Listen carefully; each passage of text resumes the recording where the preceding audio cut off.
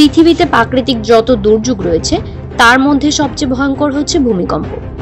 কারণ অন্যান্য প্রাকৃতিক বিপর্যয়ের পূর্বাভাস পাওয়া গেলেও ভূমিকম্প এর ব্যতিক্রম। ভূমিকম্পের আগে কোনো পূর্বাভাস পাওয়া যায় না, ফলে এতে ব্যাপক জানমালের ক্ষয়ক্ষতি হয়। ইসলামিক দৃষ্টিতে ভূমিকম্প মানুষের জন্য আল্লাহর পক্ষ থেকে এক ধরনের সতর্কবার্তা। এমন দুর্ঘটনার সময় মানুষের উচিত মহান আল্লাহর কাছে অতি দ্রুত তওবা করা, তার কাছে নিরাপত্তার জন্য দোয়া করা, মহান আল্লাহকে বেশি বেশি স্মরণ করা ও তার কাছে ক্ষমা প্রার্থনা করা। মানুষকে সতর্ক করে পবিত্র কোরআনে আল্লাহ তাআলা বলেছেন, জনপদের অধিবাসীরা কি এতই নির্ভয় হয়ে গেছে যে আমার আযাব রাত তাদের কাছে আসবে না, তারা ঘুমে থাকবে। বান্দার অপরাধ ক্ষমা প্রসঙ্গে আল্লাহ তাআলা বলেছেন, যে বিপদ আপদই তোমাদের উপর আসুক না কেন তা হচ্ছে তোমাদের নিজেদের হাতের কামাই, আর আল্লাহ তোমাদের অনেক অপরাধ ক্ষমা করে দেন।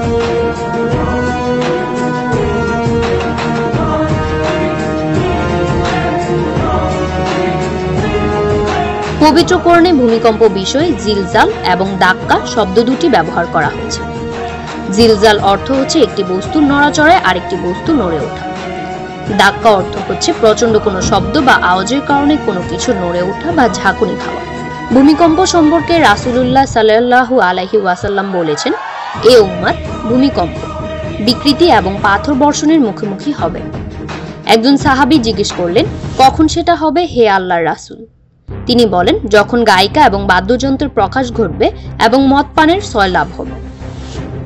অন্যত্র বলা হয়েছে, ভূমিকম্প হচ্ছে কিয়ামতের একটি অন্যতম আলামত।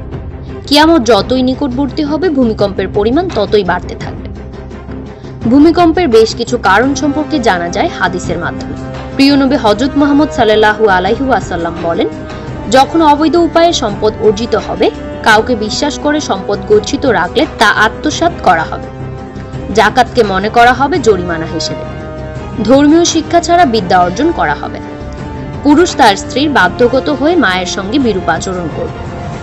বন্ধুকে কাছে টেনে নিয়ে বাবাকে দূরে সরিয়ে দিবে। মসজিদে শোরগোল হবে। সবচেয়ে দুর্বল ব্যক্তি সমাজের শাসক হবে। সেই সময় তোমরা অপেক্ষা করো রক্তিম বর্ণের ঝড়ের, ভূকম্পনের, ভূমিধসের, লিঙ্গ পরিবর্তন, পাথর বৃষ্টির এবং সুতো ছেঁড়া দানার ন্যায় একটির পর একটি নির্দেশনাগুলোর জন্য।